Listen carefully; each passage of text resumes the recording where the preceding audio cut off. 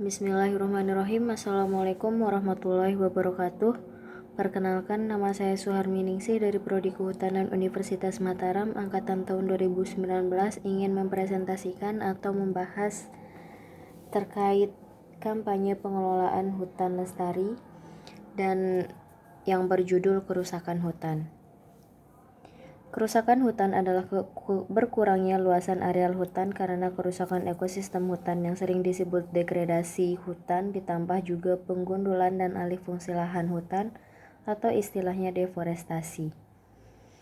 Hutan yang di dalamnya terdapat beraneka ragam jenis pohon dirubah menjadi tanaman monokultur, menyebabkan hilangnya biodiversitas dan keseimbangan ekologis di area tersebut. Beberapa jenis satwa yang menjadikan hutan tersebut sebagai habitatnya akan berpindah menjadi tempat hidup yang lebih sesuai. Hutan mengontrol fluktuasi debit air pada sungai sehingga pada saat musim hujan tidak meluap dan pada saat musim kemarau tidak kering. Di sini hutan berfungsi sebagai pengatur hidrologis bagi kehidupan manusia dan makhluk hidup lainnya. Kerusakan lingkungan hutan seperti ini merupakan kerusakan akibat ulah manusia yang menebang pohon pada daerah hulu sungai, bahkan pembukaan hutan yang dikonversi dalam bentuk penggunaan lain. Penyebab kerusakan hutan. Yang pertama, illegal logging, kebakaran hutan, perambaan hutan, serangan hama dan penyakit.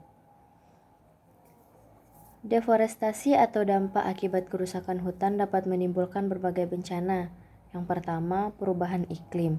Pada saat suatu hutan mengalami kerusakan, maka hal tersebut bisa berakibat terjadinya peningkatan suhu bumi serta perubahan iklim yang ekstrim. Yang kedua, kehilangan berbagai jenis spesies. Deforestasi juga berdampak pada hilangnya habitat berbagai jenis spesies yang tinggal di dalam hutan.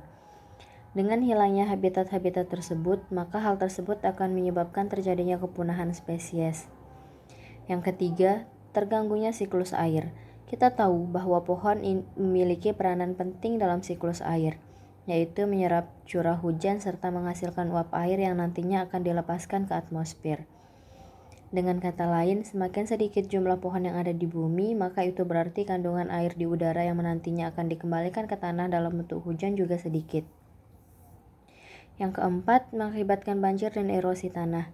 Dengan tiadanya pohon, maka pada saat musim hujan tanah tidak bisa menyerap dengan baik tumpahan air hujan dan mengakibatkan besarnya laju aliran air di permukaan, yang pada akhirnya akan terjadi banjir bandang.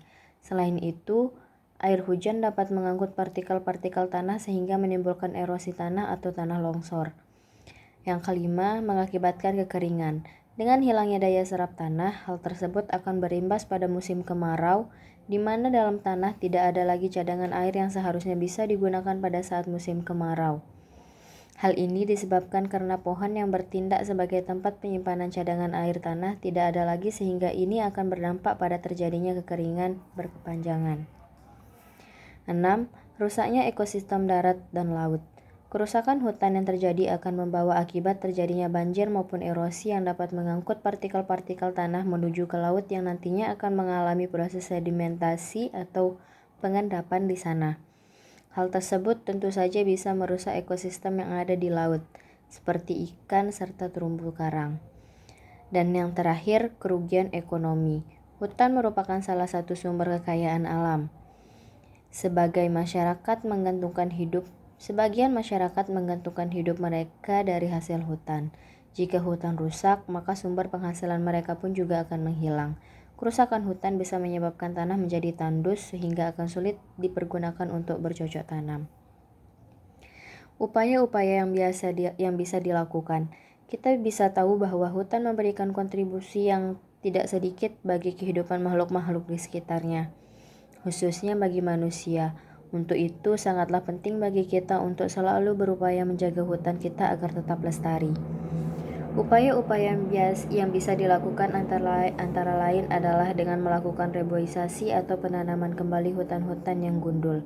Meskipun reboisasi tidak akan benar-benar bisa memperbaiki kerusakan dan kepunahan ekosistem di hutan, akan tetapi kegiatan tersebut dapat memfasilitasi hal-hal sebagai berikut.